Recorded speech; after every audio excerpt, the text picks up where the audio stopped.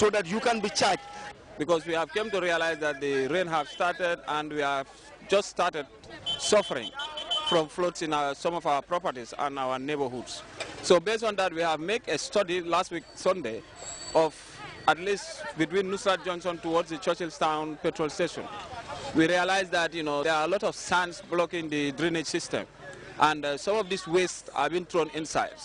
So based on that, we came to have a meeting and suggest that let us embark on a cleansing exercise as youths of the constituency, as youths of the municipality, so that at least we contribute our quota to the success and the development of the municipality. July 22nd is just a day. We are youths in development. We want to make sure we see development taking place. That is what is our aim. In the Kanifi municipality, disasters like floods and disease outbreaks are no strange things during the rainy season. This cleansing exercise is expected to go a long way in providing the community a healthy and more conducive environment. For Grts News, this is Babukar Senghor.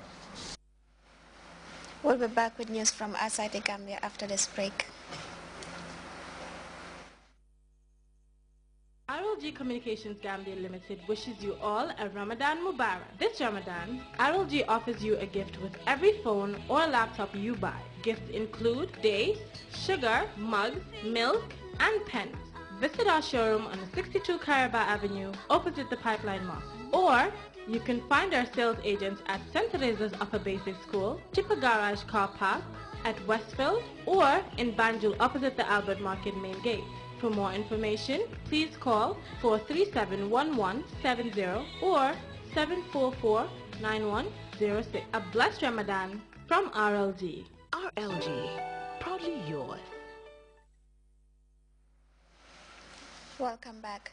Voter turnout was impressive as millions of Malians came out to vote in an election which few months back was untenable owing to a recalcitrant rebel group that held sway in the north, vowing to divide the country, and after a while the National Army led by Captain Amadou Sunugu seized power. As we hear in this report, voting in Bamako was generally calm and orderly. The candidates in Mali's presidential election. They also had to keep back crowds of supporters. In a rather festive atmosphere, Ibrahim Boubacar Keita voted in the morning. And he expressed his optimism. I'm still confident. I believe in these people. I felt it throughout the campaign.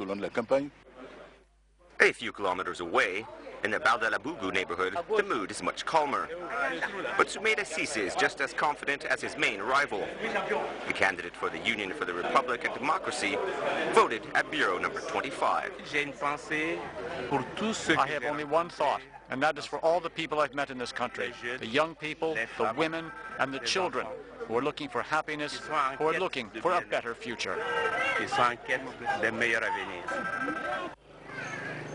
Starting very early in the morning, long lines could be seen at polling stations throughout several areas of the capital, Bamako. A good vote is one that includes everyone. The staff at the polling station, the delegates, the political parties, and the voters. I think everyone should make an effort so that the vote is accepted by everyone. One of the main factors in the presidential election is, without a doubt, voter participation. At midday, voter turnout was much higher than at the same time in the last election 6 years ago. Well, voting was disorderly and confusing in France, where a staggering 30,000 votes were up for grabs. Most of the Malian repatriates in the diaspora flew to Paris to vote, but as we hear in this report, voting there was like a nightmare.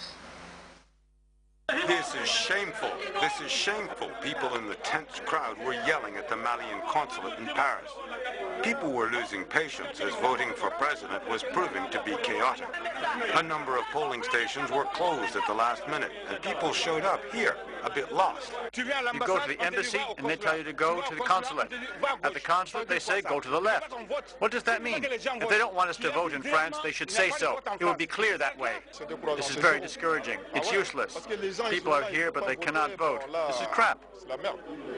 While some were scrambling to find their proper polling station, others had trouble finding their names on registration lists. This was a necessary step to obtain the biometric card that gives access to the booth. But then even with the card, a number of people were disappointed. This really hurts. We want to vote. We want things to change. This is not an election. We have our voting cards, and we still can't vote. It turned out that only 30,000 Malians out of 200,000 in France had received their voting cards until now. But this was not enough to cast doubt on the election itself. Everyone understood that these elections would not be perfect, beginning with the President and the UN Secretary General. Officially, the election is real, but there have been many organizational problems. And in the midst of all the turmoil, some people got lucky. This station was open only a short while when this man became the 8th person to cast his ballot. I got lucky. I found the right polling station and voted. I'm happy about that. At this polling station, 266 people were expected, but there was no certainty that they all make it there. So in order to vote, some people were threatening to spend the night at the consulate if necessary. There are conflicting versions about who was responsible for the deadly crackdown on protesters during the weekend. Meanwhile, the Muslim Brotherhood vowed to continue protesting against all odds. The government has announced that it would clear the streets of protesters who have now been likened to terrorists by the anti-Morsi supporters. CNN Reza Sayed tells us more about the finger-pointing that is apparently sending shivers in the spines of the men in khaki. A teenage son shot to death. His father's final farewell. Be proud, a volunteer doctor yells as he pries the weeping father from his last embrace. Your son is a martyr. Your son is a martyr. The gut-wrenching goodbye, the aftermath of the deadliest clashes in Egypt since the ouster of former President Mohamed Morsi more than 3 weeks ago. The Friday night clashes erupted when thousands of Morsi backers came face-to-face with security forces in East Cairo. Amateur video shows police firing what appeared to be weapons in the direction of Morsi supporters. Unidentified men in plain clothes stand next to police.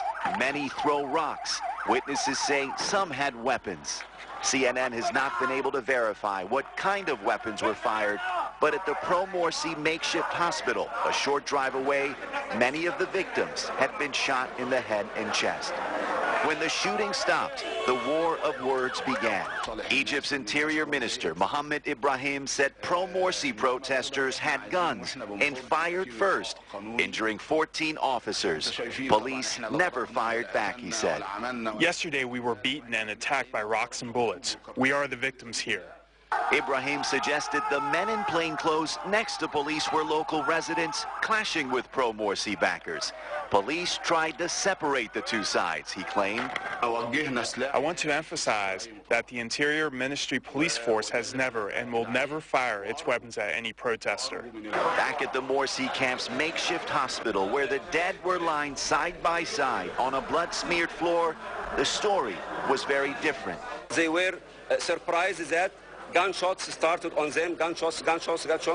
Here, we couldn't stop. We couldn't stop receiving casualties coming from outside. You don't believe the Interior Ministry's claim no, that they I don't started? believe them. They are liars. Really, they are liars. Friday's deadly violence follows the July 8th massacre in Cairo that saw security forces kill more than 50 Morsi supporters. Rights groups condemned what they called excessive use of force, but Egypt's interim government has yet to conduct an investigation into that incident, with increasing signs that authorities are moving to sideline the Muslim Brotherhood and its leadership, including the ousted president, who's still in custody. Chances of a fair and thorough investigation into this latest bloodshed seem unlikely too. Reza Sayed, CNN, Cairo. We now take a second break.